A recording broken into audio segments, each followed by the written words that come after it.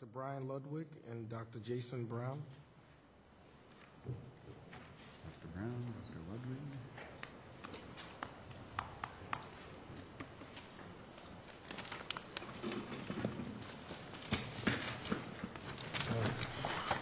Hey, gentlemen, how are you? Very well. Which one is which? I'm Dr. Jason Brown. I'm the secretary for the New York State Chiropractic Association. With me, I have Dr. Bryan Ludwig, who's a board member for the New York Chiropractic Council. First, Chairman Hasty and Cahill, I thank you for the opportunity to testify. I was just going to say, we just want to remind you, one gave 10 pages and... 10 pages is probably me from the New York State Chiropractic Association. But you're going to sum for us, right? I'm going to do better than some. I think we've been through the issues several times at this point. Okay. So just to jump the gun a little bit, yes to any written questions you have, Chairman Cahill. It'd be an honor and a pleasure to respond. And also to reassure you, 7 a.m. is prime time in my office, so I think your surgeon did a good job there. The issues of access and quality of health care have been covered, so please know we share those. We have 3 specific concerns, which you'll see outlined in our written testimony. The first has been covered at length, the incongruence between Medicare and workers' compensation. However, there's some specific pieces to chiropractic. Medicare only covers one service rendered by a doctor of chiropractic, which is manual manipulation of the spine. The services we offer within New York State workers' compensation expand well beyond that. When they're rendered to a Medicare patient, the patient themselves or a secondary insurer picks up the payment for those services, and the current proposal for the fee schedule regarding the chiropractic section does not have all of the individual codes we would need to properly treat an injured worker. Secondly, there's an incongruence with the guidelines themselves. The guidelines outline what the board believes is appropriate treatment for those with back and neck injuries, which is one of the most common things we do. However, it does not list fees in the chiropractic section for the services that are recommended. So we have treatments that have specific frequencies and durations as far as when we should do them and how often, and then we don't have a billable code for chiropractors when performing that service. Lastly is an issue of parity. Historically, chiropractors are paid differently than other professions for reasons I think my colleague will speak about. But specifically, there's one example on a maximum medical improvement exam, which is done for an injured worker who has already reached the best recovery possible following their work injury.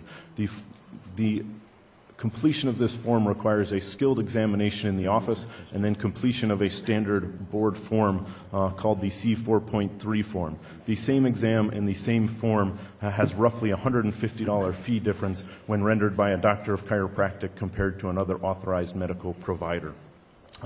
It's these parities in this and medical testimony we hope that the Workers' Compensation Board will clean up as well.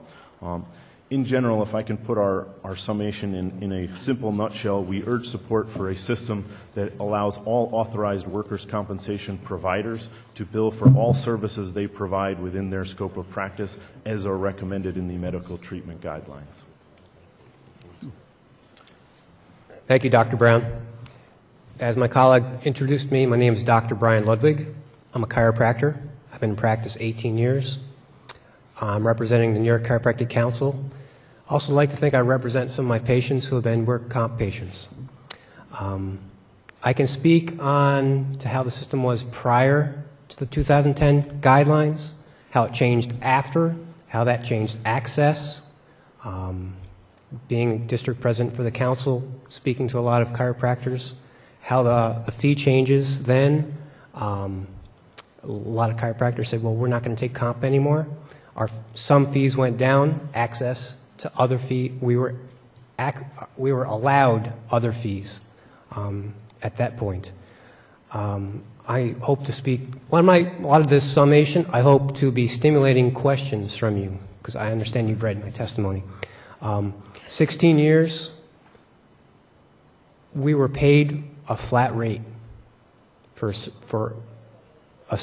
a service. It didn't matter whether we did an exam or not, but we were mandated to do the exam.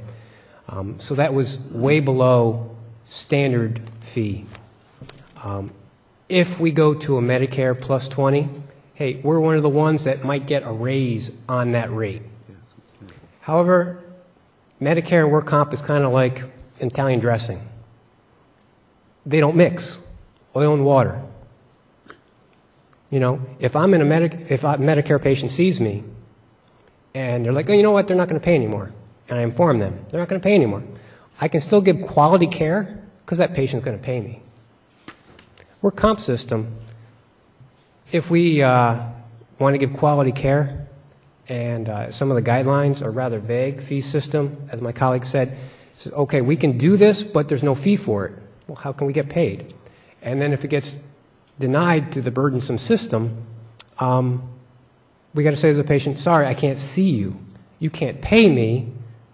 Where else are you going to go? And my patients have said, well, geez, where are they trying to drive me? To take medication? To have surgery? Where else can I go? So one of the things in the fee schedule that is left out is passive modalities.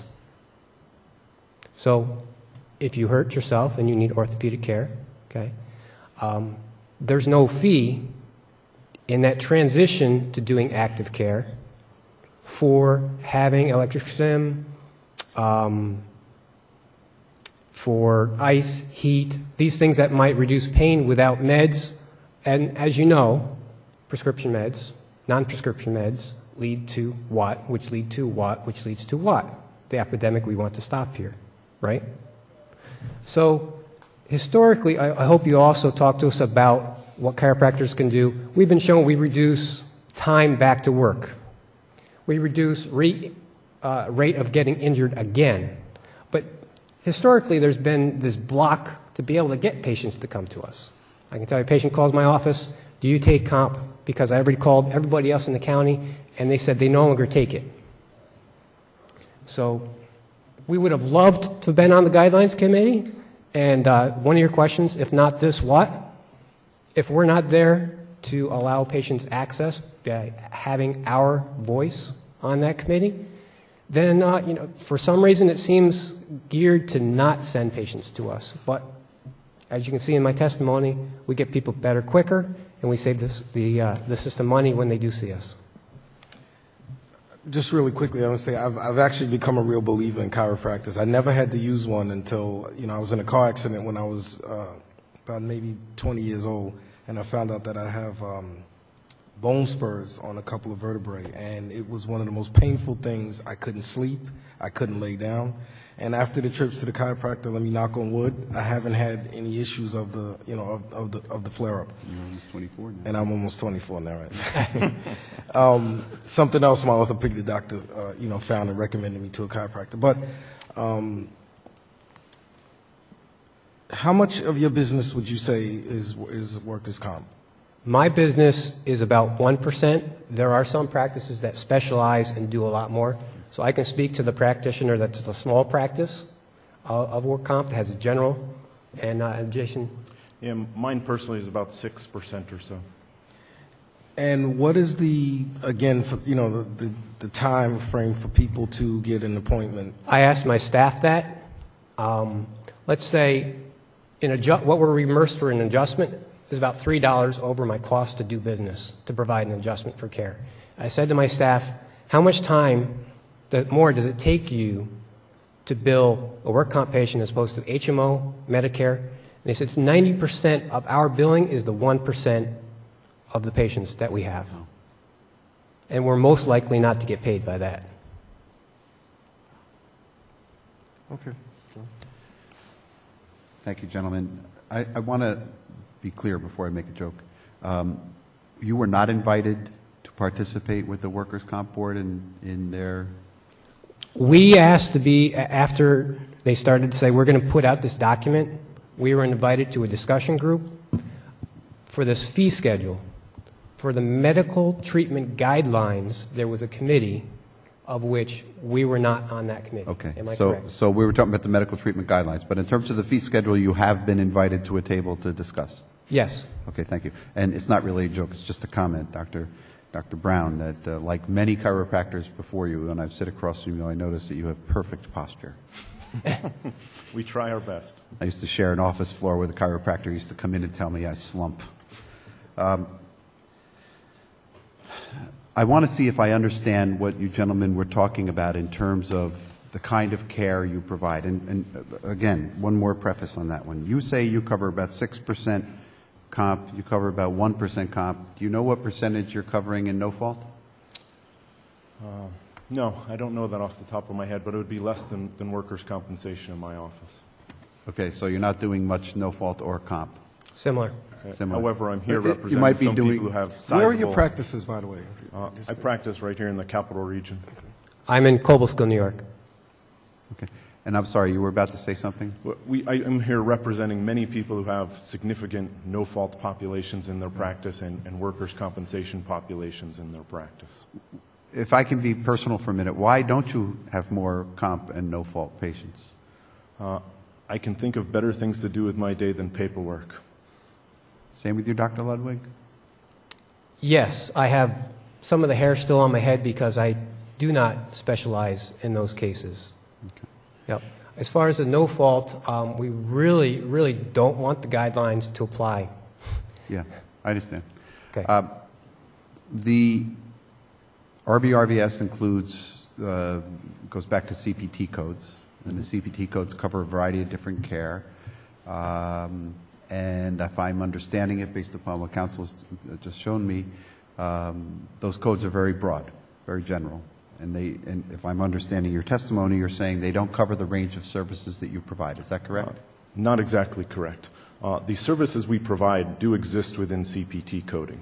Okay. Medicare themselves only covers a specific subset of codes when rendered by a doctor of chiropractic.